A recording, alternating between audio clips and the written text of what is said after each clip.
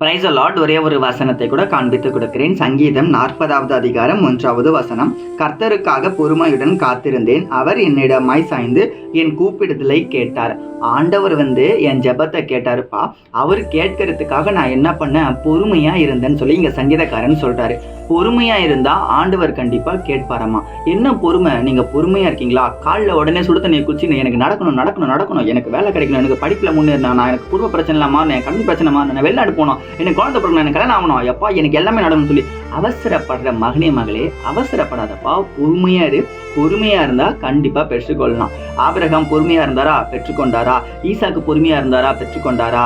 யாக்கோபு பொறுமையா இருந்தாரா? பெற்றுக்கொண்டாரா? பொறுமையா இருந்தவங்க முற்பிதாக்கள், அவங்க பொறுமையா இருந்தா அவங்க வாழ்க்கையில ஆசீர்வாதத்தை பெற்றுக்கொண்டாங்க.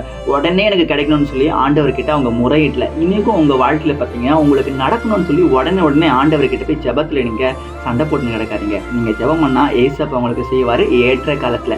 இன்னைக்கும் நிறைய பேர் சில காரியங்களுக்கு எதிர்பார்ப்போட இருக்கீங்க, எனக்கு தெரியுது. அந்த எதிர்பார்ப்புகள் ஆண்டவருக்கும் தெரியுங்க. கண்டிப்பா ஆண்டவர் உங்களுக்கு செய்யப்படுறாரு. கர்த்தருக்காக தாவீது பொறுமையா இருந்தாரு, பெற்றுக்கொண்டாரு. நீங்க பொறுமையா இருந்தீங்கன்னா இன்னைக்கு பெற்றுக்கொள்ளாமல போறீங்க. கண்டிப்பா நடக்க போகுது. என்ன காரியம் எனக்கு தெரியல, ஆனா உங்களுக்கு தெரியும். நீங்க விசுவாசிக்கிறீங்கன்னா ஆமென் பட்டுங்க, அது நடக்க போகுதுங்க. God bless you.